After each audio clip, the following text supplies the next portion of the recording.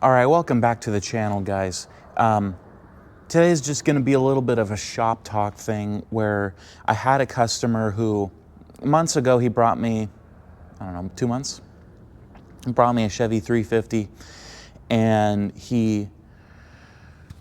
it's one of those simple bore, deck, hone little jobs, and those are great. And he wanted to buy his own parts. I offered him to buy parts for him, but he wanted to buy his own. That's all right.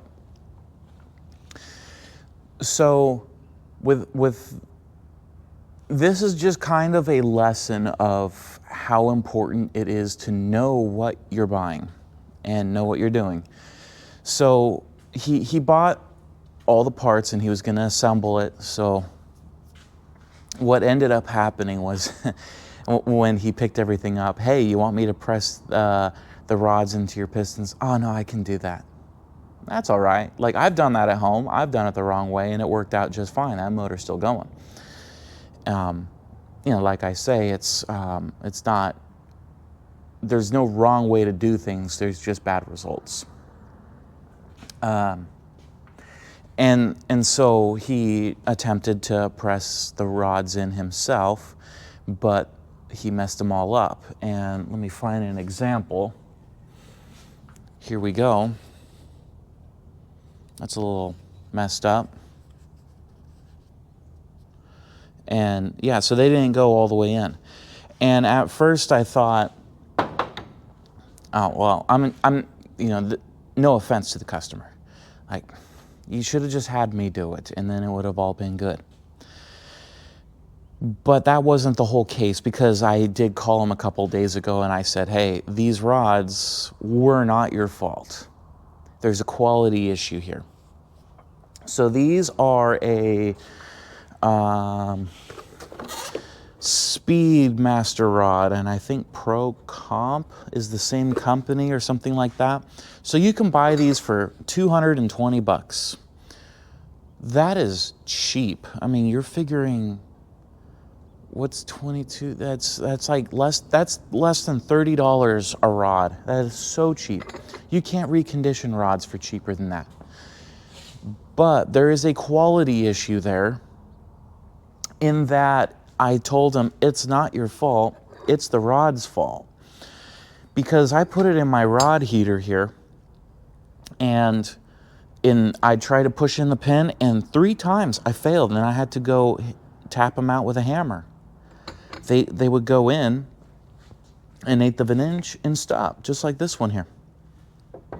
And I'm like, what the heck is going on?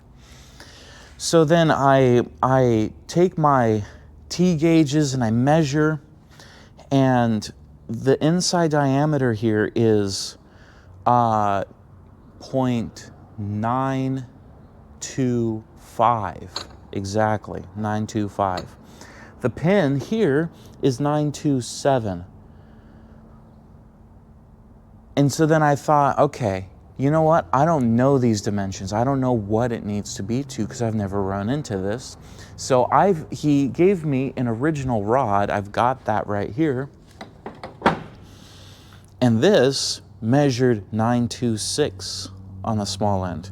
So these rods were half of 1,000 smaller. You have to put a lot of heat into that to make that swell enough to fit that pin. So that's a 2,000s press, where the original was a 1,000s. So I call him, and then also, sorry, one more thing. I hold this rod, and then I hold this one, and there's a big difference. I measured this one at 660 grams. This one was exactly 500 grams. So that would have been a 60-gram difference. And 60 grams times 8, that's right around a pound. So you're going to be a pound out of balance. That is not going to run good. That's going to run terrible. So I call up the customer, hey, let me take care of your pistons. Let me take care of your rods.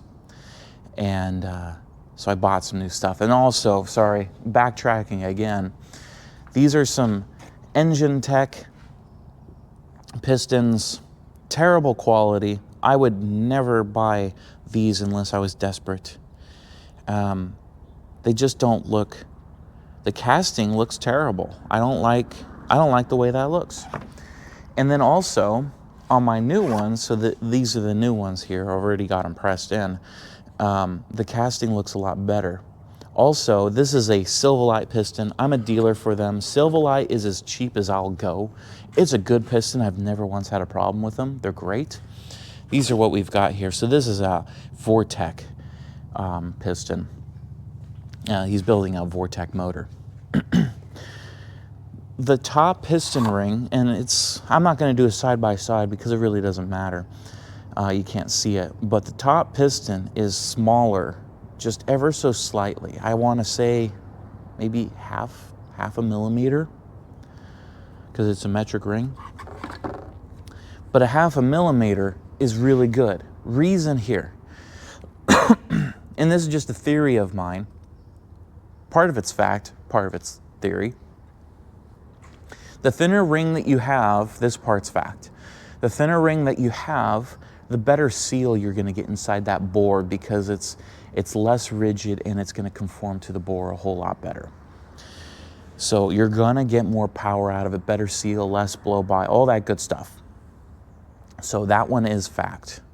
Now, here's the theory part of it. I think the reason why engines didn't last very long in the 70s, 80s, and even 90s was because they had too thick of a ring, and so then with the thicker the ring, the more surface contact you have with the cylinder bore. And then in so doing that, you're going to be wearing out the bore quicker. That's a theory. Now, comment, let me know what you think there. So anyways, I told them, hey, let me order you a set of Eagle rods. And then this is part number SCR 5700 SP. And so I ordered those, and we're gonna, that's like a direct replacement, not like a part number for part number, but it's the correct length, the correct width, weight.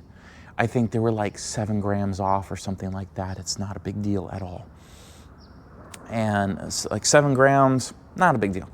That's all right. That's the weight of oil that's going to be on there. So it's not going to be perfect, but it's going to be pretty dang close. And yeah. And then also, sorry, getting back to that, these measured just the same as the OEM. So 0.926.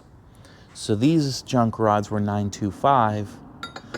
These are 926. The OEM was 926. So that's a thousandths press. So just so if you're running into the same problem, 1,000ths press is what you need. 2 is too much. You're gonna have to get that thing so hot. And it's winter time, so I had to get these rods a lot hotter than I normally would. Usually I'll put them in my rod heater for about 2 minutes. And then I did 2.5 minutes on it this time because it's a little colder outside, and yeah, all that good stuff. So, this is not bashing the customer. These are mistakes I have personally made in the past. And so this is me not having done it in a long time, but seeing someone else do it. And I'm going to put this on here because you know what? This is valuable information for someone else. And so hopefully you don't do the same thing. So buy a trusted brand. Engine Tech Pistons, if you're in a pinch and no one else has it or makes it and you need it right now and you can't wait. Speed Pro, I've never heard of the brand. I looked it up and people have not had problems with it, but it's hard to test if I can't even get the piston on there. And also it looks like a cast rod. It doesn't look great. The Eagle rod, that's a forged rod with an ARP bolt. So that's just a no-brainer. An Eagle, I mean, you've seen Eagle everywhere. Now this is their cheaper rod, like $360 for a set, which that's a whole lot better than $220. I believe you get what you pay for. There's some things that are just not worth skimping on. Rods is one to not skimp on. And it's got an ARP bolt in it that's much better. And it was obviously lighter, but you needed that. That wasn't a, oh, it's lighter, it's going to be better. No, you need that to match the weight of the rotating assembly. So A, you know, when your machine shop says, hey, can I install your rods? If you don't know what you're doing, just listen to them, because they have the equipment for it. They're going to get it done, and this would have saved a whole lot. But I'm actually glad he didn't do that, because then he would have had the wrong rod in there, and it would have messed everything up. It would have been really bad. So, you know, have your engine machine shop take care of you. He's already doing work for you. It's only a little extra step. It's not going to be a big deal. Don't sit there with your acetylene torch getting it hot, and yeah, it's just not worth it. Assemble the motor, that's all good. And then 2, really pay attention to what you're buying. Don't buy a cheap part. Yes, the price is great, but the quality is bad. And then make sure that your weights are the weights are right. If it's in the specs, make sure you line things up and really know what you're buying. So I guess that's the conclusion is, you know, listen to your machine shop, let them buy you parts, or at least get guidance, and yeah, know what you're buying. And let them do the work that you need, let them do the work that you need them to do. So, yeah, I hope this was a help for someone. Yeah, you guys have a good day. Thanks for listening to me, and I'll see you guys later.